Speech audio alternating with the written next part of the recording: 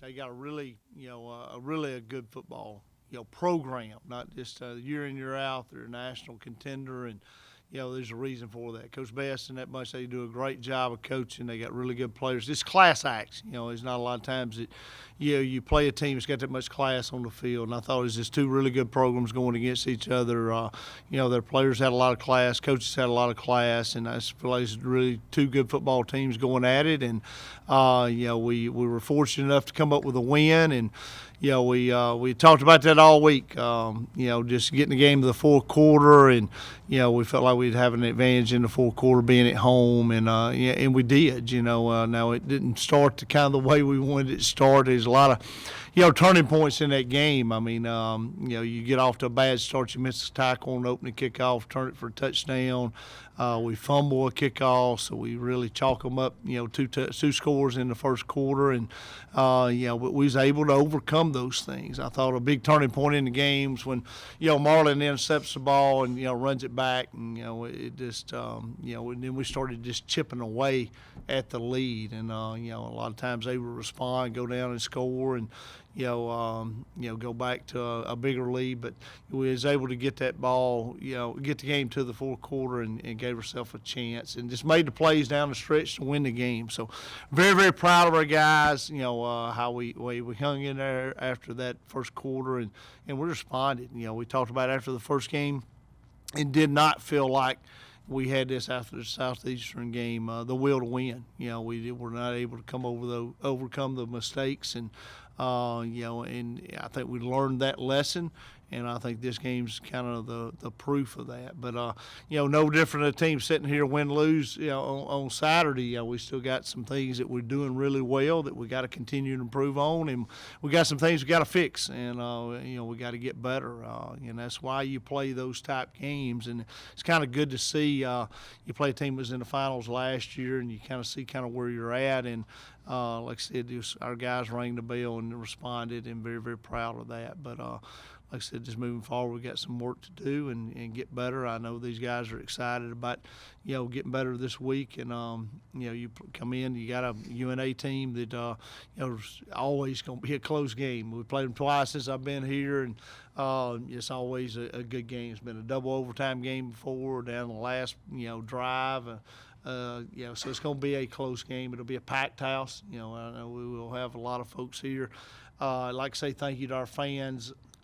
And everybody that went into making the atmosphere happen on Saturday. I mean, it's pretty special venue, and our guys, really play well at home, and there's a reason for that. There's a lot of people that goes into that of making that happen, but excited about, the atmosphere we have at home. For all the players, can each of you just kind of talk about the confidence you gain and just what it's like to look forward to this coming Saturday after having such a big uplifting win like you guys had on Sunday?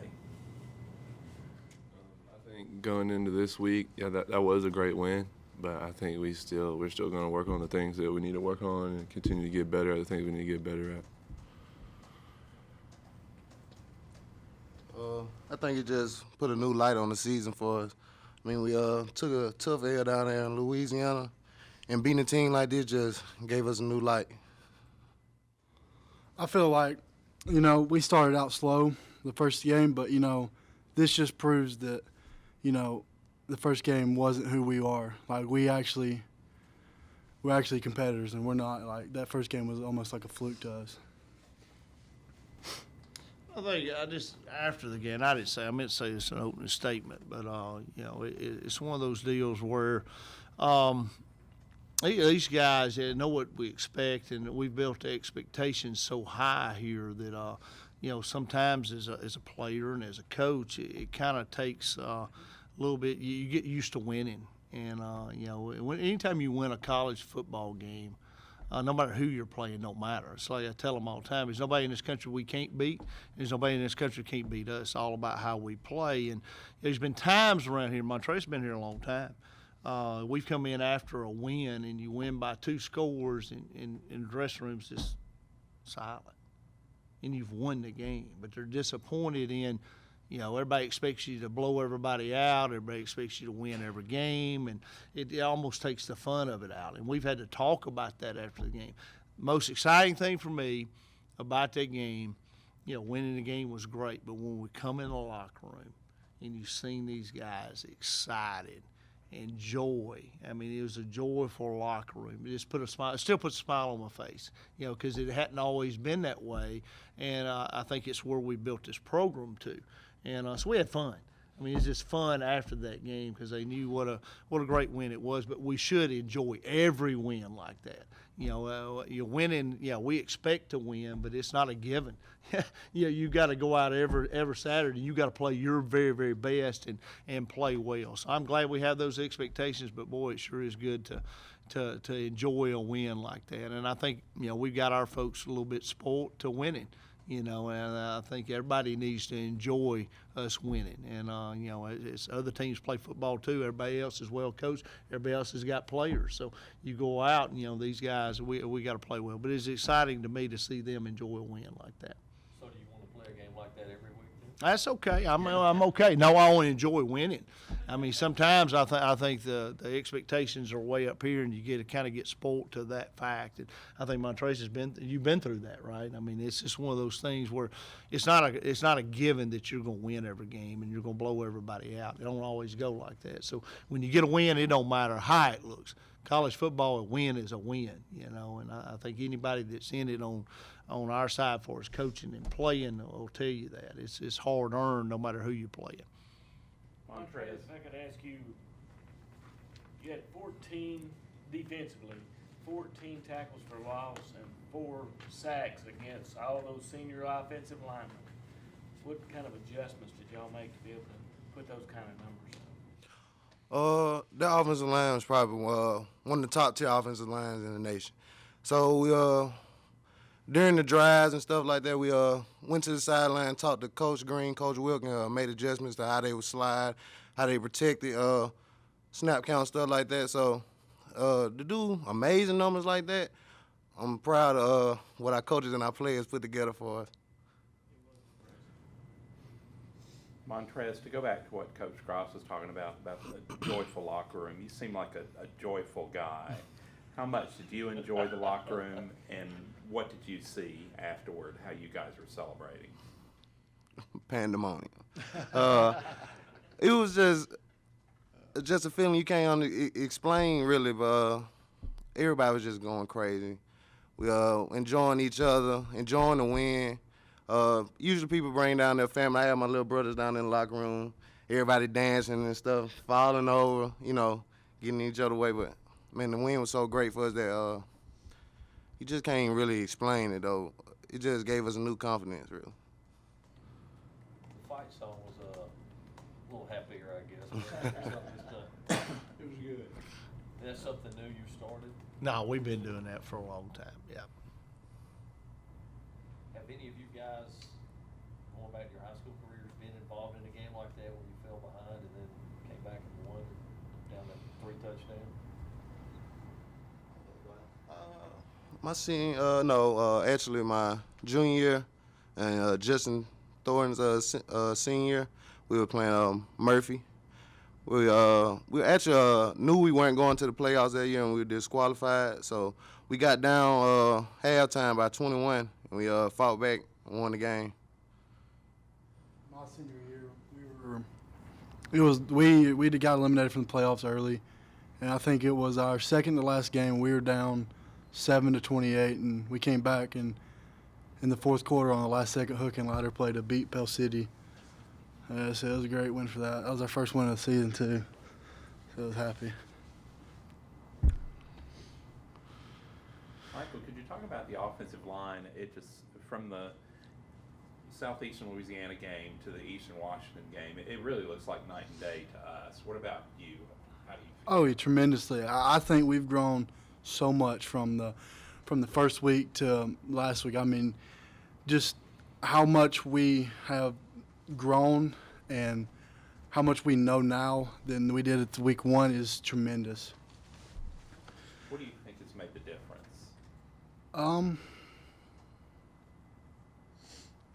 I think that we put a lot more work in it because we knew that we weren't playing it to our standard and what everybody expects, and that really bothers us as a unit, and we really wanted to change it around, and I think we've determined that we're doing that. Coach, how do you feel about the line from your perspective? World of improvement as a unit from the first game to the second game, and I've seen that same type of growth, from week 2 to week 3. And I've said that all along. That bunch is going to get better. It's a talented group, and you cannot replace game reps. Y'all heard me say it over and over again. It's just you can practice all you want to, but till you get live bullets in a game, you grow from that, whether it be good or bad. And, we didn't play our best on Saturday. We're going to improve a lot from what we did on Saturday, to this next week. So as the season goes on, those guys are going to get better. It's kind of like talking to Coach Best before the game. I said, I really enjoyed watching your offensive line on tape and seeing them play. And I said, y'all do a great job. He said, well, I'd probably fire my old line coach if I didn't. 4 out of 5 of those guys have started for 4 years. So playing, and that's every team. I mean, just playing and playing experience makes you better. So the more these guys play, the better they're going to get. So they improved a lot. I think they were very disappointed with their output, in the first game, and I felt like that was on them to change. And I think they took that mentality of what Shaddix just talked about to practice that second week, and you could tell it on the field. They grew up. They make the same mistakes twice, and I think you've seen that going into week 3, and they can play a lot better than what they played on Saturday. I think they'll tell you that. They'll be a little bit disappointed about, the way we ran the football on Saturday. We need to be able to run the football a little bit better than what we did on Saturday, and, some easy correctable things. I say it all the time. If we can just get a hat on hat, we got a chance, So those guys take pride in that. They do a really good job. Coach Rose does a good job with them and cultivating that. And right now we got a lot of competition up front. So those guys are getting better, and I know they got to have a good week of practice to be able to play. So that's the things I see of that unit as a whole growth-wise. And I think Montrez can say the same thing about our up front guys on defense as well. They're a young unit. He's an old guy in the room, and probably the only old guy in the room, right? All those others are pretty much babies, as far as what we're playing, and those guys are getting better every week. And I think that's why we played, better on Saturday. So they're definitely both units up front are getting better. John, can you speak to Trae's development and just what has developed this year that has made him more of a factor in the offense? That he's 17 catches is 10 more than he had through 3 games last year. Oh, who is that now? Oh, Trae. Okay, good deal. Trae is just he's a great target, man. And what will go unnoticed about him is how much better he is at blocking, whether it be perimeter blocking or in the box. And he'll tell you that when he had to play as true freshman, that was not his strong suit, So he's really worked hard, and I think it's a tougher all season because, he had an injury that prevented him from working out some. But he's really had a good summer and kind of recovered, and he's gotten stronger and bigger, and gotten his weight up. So his game has improved so much from the blocking aspect, and I think that's where his games grew as much. He's always been able to catch. He's always had a great catch radius. He's always been a really good route runner. So I think, when you target him and you give him balls, he can catch the balls. Now, at times during the game, this game was a little bit different than the last week. He lit them up the week before. There's a lot of they leaving 2 back over there behind him, and they're doubling him a good bit and take him away. But down the stretch, we was able to find him and made some big catches. He had one that he'd like to have back, but I mean he's just a playmaker. I think he's getting close to that 1,000 yards receiving mark, and for a tight end, it's really good. And like I said, he's just a weapon for us. But I think where he's improved the most is a blocking aspect. Right. What has developed this year where you're getting more targets? Has you and Cooper just developed more of a chemistry, I guess, or is it just something else? What's the defense giving? Eastern Washington, they did a great job of covering me and having 2 over there, and Coop's just doing a good job finding the open receiver. The first couple games I was open a good bit. Eastern Washington, there was a couple times I thought I was open when I really wasn't. Hey, he always thinks he's open. All our receivers, they think they're open I every do. play. And that's a good thing. They want the ball for sure. but it's been good so far. I'm excited to see how the rest of the season goes with Coop. Just take us through the play on the last drive, the catch there. Looks like you had to kind of jump up and sacrifice your body a little bit in coverage. It was good, just vertical concept and the safeties. I think it was not sure. I think it was too high, and I just kind of try to split them, and Coop threw me in between them, and it was a great throw. When games like that, you're not worried about your body. You're just worried about going and get the ball, and making a play, and it's all adrenaline. You don't really feel anything until you come off the field anyway. So. A few plays before that, we tried to throw the same ball. It's from the other side. And Coop just left it a little bit high. He'd like to have that in back, and but it's, that vertical concept's pretty good deal for us with the threats we got outside, and Trae and Hester on the inside doing that stuff. What about the improvement as a blocker? What went into that? This spring, we changed up all the coaches. We had Coach Revis, and we were working with the O-line a lot. We were in the O-line room pretty much all spring. I think that was great, working on my feet and working steps, and just like knowing we're going to be working with the tackles a lot when we're attached. So it's kind of a building block, and just knowing what we're going to be doing beside each other. We can communicate out there. I actually said something to him after the game. There was one play I was like, hey, we got this, and he wouldn't say nothing back to me. And I was like, come on now. And we laughed about it after the game, but it worked out in the game, and it's fun. Is there a particular play where his block was big? I think a lot of them. I mean, he really the 4th and short. I mean, he made a great block. I mean, it was the 4th and 1. Right there on the last drive was a huge block, and him and Shaddix had a good block on the scoring same play. Down there on the goal line, we got the last touchdown in, but they did a really good job. But I think we blocked up the 4th and 1. Really, that ball almost popped. I mean, he almost popped up for a long run, if not a score there on the 4th and 1, which was huge. Kept the drive going, and that was a big turning point, I think, in that last drive. Getting that first down, or they stop us there, we don't make our blocks. I mean, it was the game's over, really, basically. So that was a big deal. But I think that block sticks out in my mind. You had one on the Matthews touchdown catch too, didn't you? All right about that, about the 10-yard line. I don't want to talk about it. We might have a little holding on that. But it was a good block. So it was good. That was fun. Coach, can you talk about the renewing this rivalry with UNA and with a 4-game series starting back up? I mean, I think it's huge. I mean, some of those old Gulf South rivalries is you play some of those folks, you're always going to have a crowd because they remember those D2 days and playing them in. So it's always good. We played them twice since I've been here, and it's been 2 of our largest crowds we've had at home games. And we always have, good attendance at home. But those 2 crowds are, stick out. UNA will bring more than anybody that we play. Their crowd will travel, and they will be here. They'll fill up half of our, home side, because it's people remember that old Gulf South rivalry. So I think it's huge to play those, and you got to kind of play those games. We need to play Chattanooga every year or every other year. We need to play Kennesaw. We need to play Sanford. We need to play UNA. I mean, wish we could get Troy back on the schedule. I mean, those games are good to play because your fan base can travel the game and drive to the game. So I think it's good for our area and our region, and it's always going to be good for us to play them.